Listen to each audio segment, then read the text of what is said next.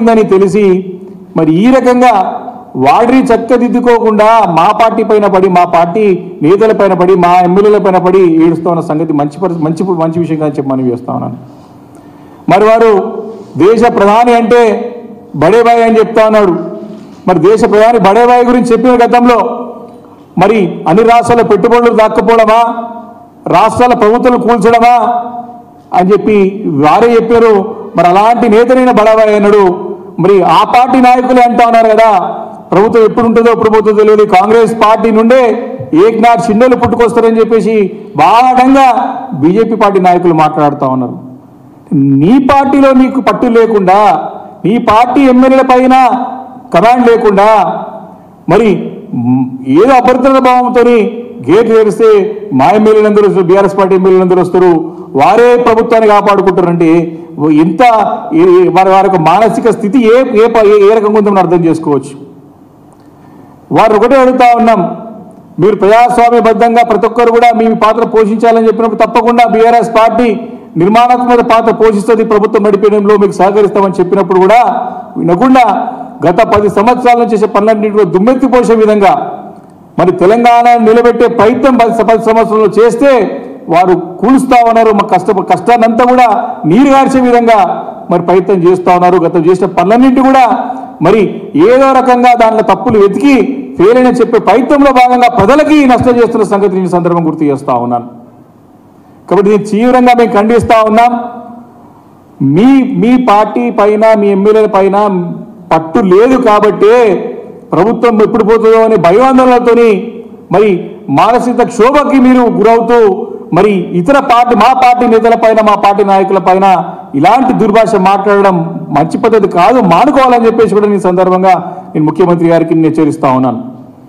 ఈరోజు ఎంత పరిపాలన పైన దృష్టి కేంద్రీకరించకుండా, ఏం జరుగుతుందో తెలియకుండా కేవలము వాళ్ళు పార్లమెంట్ ఎన్నికల్లో ఏ రకంగా మన సీట్లు సంపాదించుకొని మళ్ళీ మన గట్టెక్కాలని ప్రయత్నంలో భాగంగా ఇచ్చిన తప్పుడు హామీలని మళ్ళీ చెప్పుకుంటూ మేము చేస్తామని ప్రజలని మభ్యపెట్టే ప్రయత్నం జరుగుతూ ఉంది.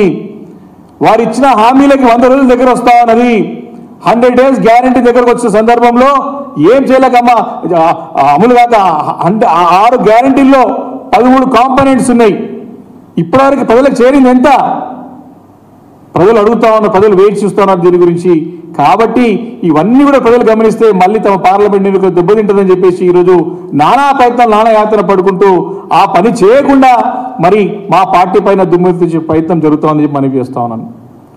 ఇంత బాధాకరమైన పరిస్థితి అంటే ఈరోజు తెలంగాణ రాష్ట్రంలో గతంలో మరి 10 సంవత్సరాలు అధికారంలో ఉంటూ కొన్ని వేల లక్షల కోట్ల రూపాయలు పెట్టుబడి రాష్ట్రానికి తీసుకొచ్చినట్టు ఘనత ఆ రోజు మా పార్టీకి, మా ప్రభుత్వానికి, మా ముఖ్యమంత్రి కేసీఆర్ గారికి దక్కింది. మరి ఈరోజు మరి గతంలో అప్పుడు కేటీఆర్ గారు పురపాలక శాఖ మరియు ఇండస్ట్రియల్ మినిస్ట్రీ ఉన్నప్పుడు మరి కేయిన్స్ అనే సంస్థ మరి అప్పుడు కర్ణాటక నుంచి మన రాష్ట్రానికి రావడానికి ప్రయత్నం చేసి మరి సుమారు 5,000 కోట్ల రూపాయల పెట్టుబడులతో వాళ్ళు వేరే రాష్ట్రానికి పోయే పరిస్థితి ఉంటే ఆ కేయిన్స్ సంస్థ వారిని మాట్లాడి ఒప్పించి తమకు స్థలం ఎక్కడ కావాలో, ఫాక్స్కాన్ పక్క కావాలంటే 10 రోజుల్లో ఆ స్థలాన్ని కేటాయింపు చేసి వారికి అన్ని ఏం కావాలో సమకూర్చి మరి 3 నెలల్లో ఆ యొక్క శంకుస్థాపన కార్యక్రమాలు కూడా, భూమి పూజ కార్యక్రమాలు జరిపిన పరిస్థితి ఉన్నది. మరి ఈరోజు ఇక్కడ ప్రభుత్వం నిద్రావస్థలో ఉన్నది. కేవలం రాజకీయాల గురించే మాట్లాడుతున్నారు, ప్రజల బాగు గురించి మాట్లాడుతున్నారు. కేవలం ఇప్పుడు కూడా అధికార సంగతి మర్చిపోయి విపక్ష పార్టీలుగా వ్యవహరిస్తూ ఉన్నది. 5,000 కోట్ల రూపాయలు పెట్టుబడి కేయిన్స్ అనే సంస్థ గుజరాత్ తరలిపోతా ఉంటే నిద్రపోతున్నారు. దీనిపైన స్పందన లేదు, దీనిపైన మాట్లాడే నాదులేదు అని చెప్పి సందర్భంగా మనవి చేస్తా ఉన్నా. తమ ప్రభుత్వం ఎట్లా నిలబెట్టుకోవాలి, రాజకీయాలు ఎట్లా నిలదొక్కోవాలా, తమ ఎంపీ పదవులు ఏ రకంగా తెచ్చుకోవాలనే ధ్యాస తప్ప ప్రభుత్వం పరిపాలన పైన ఇలాంటి దృష్టి కేంద్రీకరించకుండా, పట్టు బిగించకుండా మరి వాడు చాలా ఈజీగా చాలా మరి వ్యవహరిస్తున్న సంగతి మనవి చేస్తారు. దానికి ఉదాహరణ మరి కేయిన్స్ అనే సంస్థ వారు ఈరోజు గుజరాత్కు తరలిపోతున్నట్టు అన్ని ప్రధాన శీర్షికల్లో వచ్చిన సంగతి సందర్భంగా మనవి చేస్తా ఉన్నాను. చాలా స్పష్టంగా క్లారిటీగా కష్టపడి తీసుకొచ్చినటువంటి పెట్టుబడులు ఇవి. 5,000 కోట్ల రూపాయల పెట్టుబడులు తీసుకొస్తే ఆ కంపెనీని కాపాడుకోలేక ఈరోజు నిస్సహాయ పరిస్థితుల్లో ప్రభుత్వం ఉన్న సంగతి ఈ సందర్భంగా మనవి చేస్తా ఉన్నాను. చాలా స్పష్టంగా రాసినది దీనిలో మరి సుమారు 5 నెలలు అయింది అక్కడ భూమి పూజ చేసుకొని. మరి వారు ఏర్పడే సిద్ధంగా ఉన్నప్పుడు మరి గుజరాత్ పోతున్నట్టు అధికార యంత్రాంగం తెలిసినా అనే నోరు మెదిపెట్టలేదంటే మరి ప్రభుత్వం ఏ రకంగా అధికార పట్టుందో మనకు అర్థమవుతా ఉన్నది. కానీ గుజరాత్ తరలిపోతున్నటువంటి ఈ సంస్థని కాపాడుకోవాలా, తిరిగి రాష్ట్రంలో నిలదొక్కునే విధంగా వారికి అవసరమైనటువంటి అన్ని వనరులు అన్ని కూడా పర్మిషన్లు కానీ అన్ని కూడా కేటాయించి వారికి అందరూ కాపాడుకునే బాధ్యత ప్రభుత్వం తీసుకోవాలని చెప్పేసి నిన్ను సందర్భంగా నేను మనవి చేస్తా ఉన్నాను. ఈ రకమైనటువంటి పరిపాలన రాష్ట్రంలో సాగుతూ ఉన్నది. ఈరోజు చూసినట్టయితే మరి ఇంకో మాట మాట్లాడుతున్నాడు ముఖ్యమంత్రి గారు. ఇంతసేపు బీజేపీ బీఆర్ఎస్ పార్టీ కౌలలో పనిచేస్తూ ఉన్నదని చెప్తారు. గతంలో కూడా చెప్పినారు. మీరు నిజంగానే మరి మీరు ఒకవైపేమో గతంలో బీజేపీతో ఘర్షణ వాతావరణం ఉంది కాబట్టి సరైన అభివృద్ధి జరగలే అంటారు. ఇప్పుడేమో బీజేపీ బీఆర్ఎస్ రెండు కలిసి పనిచేస్తున్నాయి. గతం నుంచి కూడా మళ్ళీ ఇప్పుడు కూడా అదే పనిచేస్తారని చెప్తారు. అంటే అభ్యర్థులను ప్రకటించకుండా మరి కాలాపన చేస్తోంది బీఆర్ఎస్ పార్టీ. అంటే మా పార్టీ సంగతి మా పార్టీ మేము చూసుకుంటాం. ఏ సమయంలో ఏ నిర్ణయం తీసుకోవాలో ఆ పార్టీ మా అధినేత తీసుకుంటారు, చర్చించి తీసుకుంటా ఉంటారు. దాని పనులకు దాని యొక్క కార్యక్రమాలు జరుగుతుంది, దాని కార్యాచరణ నడుస్తూ ఉంది. మీకెందుకైతే తొందర అని ప్రశ్నిస్తూ ఉన్నాం. మీరు ఈరోజు మా అభ్యర్థులను ప్రకటిస్తారని చెప్పేసి అంటా ఉన్నారు. మేము బీజేపీ కలిసి పోటీ చేస్తామంటా ఉన్నారు.